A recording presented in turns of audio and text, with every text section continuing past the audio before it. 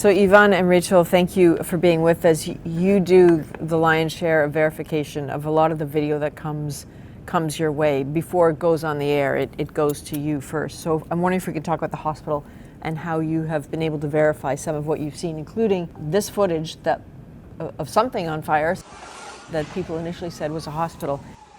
Oh. Yvonne, how did you know what it was and where?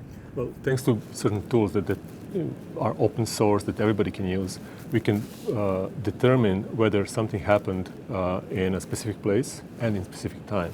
So for the exact video of the hospital, we basically gather all the footage that we can, and we start analyzing them.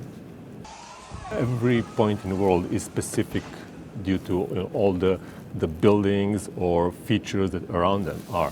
So hospital has these solar panels that are used for energy, and you can see this like very specifically shaped solar panel above the building. It's sort of tilted. Yeah, it's on the angle, and when you compare that to satellite imagery, which is on Google Earth Pro, you can see the same shape of that solar panel right here, and you can see that it's kind of tilted, just like the one on the video. And when you compare all these other solar panels, you have one here, and you have a parking lot right here with some trees and buildings around. You can see the same kind of organization right here. And you can be pretty sure that whoever shot this video was actually in this building here. Okay, so let's stop there for a second. It's a pretty dark video, but you brighten it as much as you physically can. So you saw the solar panels and stuff. Rachel, what else did you see in that video? So the timing of when the video came out was really key for me. So I was seeing the news about the bombing, and then this video was popping up on different channels that I had been following that had been proving to be pretty reliable. So I was able to get in touch with one person in Israel who was able to tell me he found this from someone that he trusts, and he saw it pop up within a few minutes. So what I was doing was taking screen captures from the video and trying to run it through Google reverse image or TinEye to see, have any of these shots been published before the bombing? Because that would suggest that it would have been fake. So I just want to play another video here. This was shot by Al Jazeera. This was a live stream. That appears to be a rocket heading into the sky. You saw this video. What did you do with it? We see one explosion, then another. You can basically see the same structures. You can see the same solar panel here. You can see the panel here. You can just see it there, and you can see the tree that's right here. And this was the day after, so people were started filming what happened, the aftermath of the attack. There's the tree. So this sort of verification only gets you so far. It only establishes, yes, this is the location of the hospital. This is the time it was taken. That is accurate. That is an accurate reflection of what it looked like on the ground. That picture's real, you can go with it. But that's when the journalism kicks in to try to interpret what is happening right there with that rocket in the sky. Is that connected to that explosion? Exactly, and that's where we need the help of experts, military experts. I know we've been talking to some. We need that expertise to tell us what that trajectory looks like, but our verification can only go so far. Verification has layers. This is layer 1. Layer 2 would be, how do you interpret what you see? Giancarlo Fiorella is a visual forensic researcher with the investigative group Bellingcat. So what exactly are we looking at here?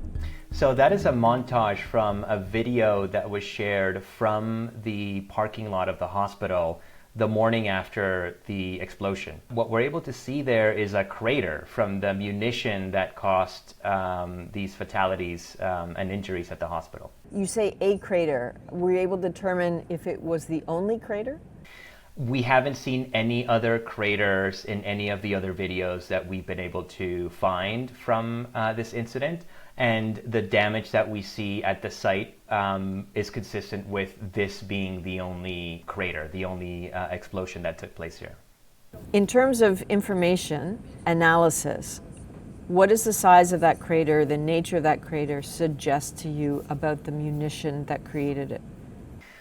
Well, we conducted a preliminary analysis on this video and others that we found. And we got an expert comment from somebody who pointed out that the crater is not consistent with a larger munition type, what are called JDAMs. So those are the bombs that you would typically expect the Israeli military to use. Now, that doesn't in itself mean that this was not an Israeli munition. We're still in the process of verifying who was responsible for this, but the size of the crater is not the size that you would expect from a larger bomb. Which is not to say that the Israelis don't have smaller munitions.